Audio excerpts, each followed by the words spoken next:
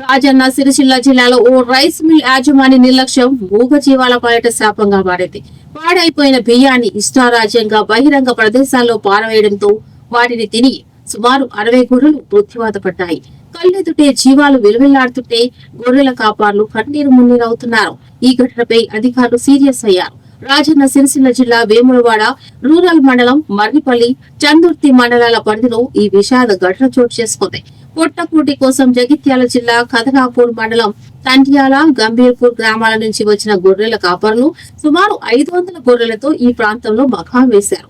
అయితే వేములవాడకు చెందిన ఓ rice mill యాజమాని పాడైపోయిన ముక్కిన బియ్యాన్ని నిబంధనల ప్రకారం పూడ్చిపెట్టకుండా నిర్లక్ష్యంగా ఇతర రైతుల వ్యవసాయ క్షేత్రాల్లో పడేశాడు. మేతకు వెళ్లిన గొర్రెలు ఆ బియ్యాన్ని తినడంతో ఒక్కొక్కటిగా కుప్పకూలాయి. ఈ ఘటనలో దాదాపు 60 గొర్రెలు మృతి చెందగా మరికొన్ని అస్వస్థతకు గురయ్యాయి. సమాచారం అందుకున్న పశు వైద్యాధికారులు ఘటనా స్థలానికి చేరుకొని జబ్బు పడిన జీవాలకు చికిత్స అందిస్తున్నారు. ముక్కిన బియ్యం తినడం వల్లే గొర్రెలు చనిపోయాయని అధికారులు నిర్ధారించారు. ఈ ఘటనపై స్పందించిన జిల్లా ఇన్ఛార్జ్ కలెక్టర్ బాధ్యులైన రైస్ మిల్ యాజమానిపై వెంటనే కేసు నమోదు చేయాలని ఆదేశించారు. కాగా గొర్రెల మృతితో తమకు దాదాపు 8 లక్షల రూపాయల మేర నష్టం వాటిందని గొర్రెల కాపర్లు ఆవేదన వ్యక్తం చేస్తున్నారు. తమకు న్యాయం చేసి నష్టపరిహారం చెల్లించాలని వారు డిమాండ్ చేస్తున్నారు.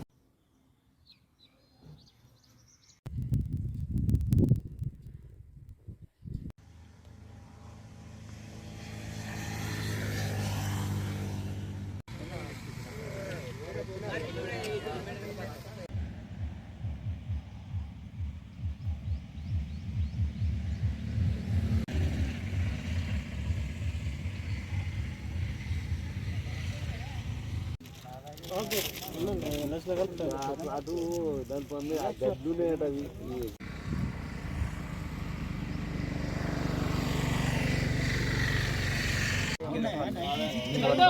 అడగాలి కదా. సచ్చినాక పేపర్లు వేస్తే ఏమొస్తుంది?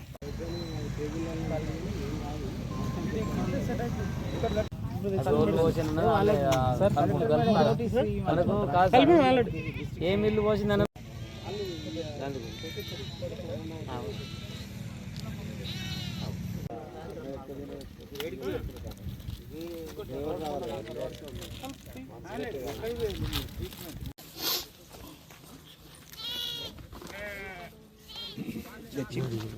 గొర్రె పట్టేలు 41. నా పేరు డాక్టర్ రవీందర్ రెడ్డి. నేను district veterinary and animal husbandry officer Rajanna Sircilla. అయితే కదలాపూర్ నుంచి ఒక 500 గొర్రెలు మేత కోసం, అంటే మైగ్రేషన్లో మేత కోసం చందుర్తి మండలానికి రావడం జరిగింది. అది అనుకోకుండా రైస్ మిల్ పక్కన పారబోసిన చెడిపోయిన రైస్ను, పాడైపోయిన రైస్ను బుక్కడం జరిగింది.